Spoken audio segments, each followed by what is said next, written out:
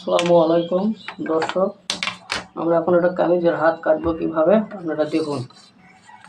কামিজের হাত সঠিক নিয়মে কাটবো দেখুন। প্রথমে আগে আপনারা এখানে সেলাইয়ের জন্য মাঝারি দেবেন, তারপরে এতটুকু 1 ইঞ্চি আন্দাজে সেলাইয়ের বাড়তি হবেন। তারপরে আপনারা ঝুলের মাপ নিয়ে নেবেন। আমি ঝুলের মাপ এখানে 15 ইঞ্চি দিলাম, 15 ইঞ্চি দিলাম।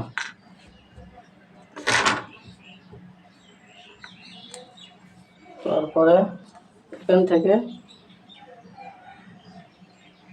3 ইঞ্চি মোহরের জন্য নিয়ে নেবেন। তারপরে হাতের মুখ, আমার হাতের মুখ হলো 11, আমি 5.5 নিয়ে নিলাম। এই 5.5, হ্যাঁ, এখান থেকে 5.5 নেবেন। তারপরে আপনারা এই 3.5 এই মোহরের দাগটা দিয়ে নেবেন। তারপরে মোহরা 7.5 দিলাম আমি। তারপরে আপনি শেপ কাট, এই যে শেপ কাটের এভাবে ধরবেন, এইভাবে এই শেপে আপনি ওই মার্জিন থেকে এই মার্জিনে আপনি এই দাগ দিয়ে নেবেন। দেখুন আমি কীভাবে দাগ দিলাম, দিলাম। তারপরে আপনারা এভাবে এভাবে এভাবে এভাবে মার্জিন দিয়ে নেবেন, আপনাদের কাটিং করতে সুবিধা হবে।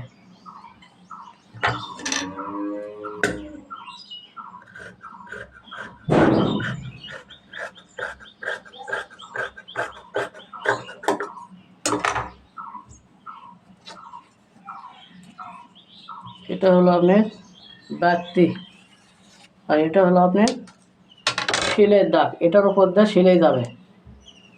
তারপরে আপনারা এতটুকু বাড়তি রেখে কাটে নেবেন। তারপরে আপনি এখানে এখন কাটে নিতে পারেন। তারপরে এখানে একটা চাকান দেবেন, এখানে একটা চাকান দেবেন। তারপরে এখানেও একটা চাকান দিয়ে নেবেন। আপনারা কামিজের হাত কাটিং হয়ে গেল। সহজ নিয়মে আপনার কাটিং হয়ে গেল। তাহলে হাতের মাপ হলো আমাদের 15 ইঞ্চি, হাতের মুখ নিলাম 11 ইঞ্চি, এই মাপে এই কাটিং হয়ে গেল। প্রিয় দর্শক, আমার চ্যানেলে যদি নতুন হয়ে থাকেন তো চ্যানেলটা একটু সাবস্ক্রাইব করে দেবেন। আর আমার চ্যানেলে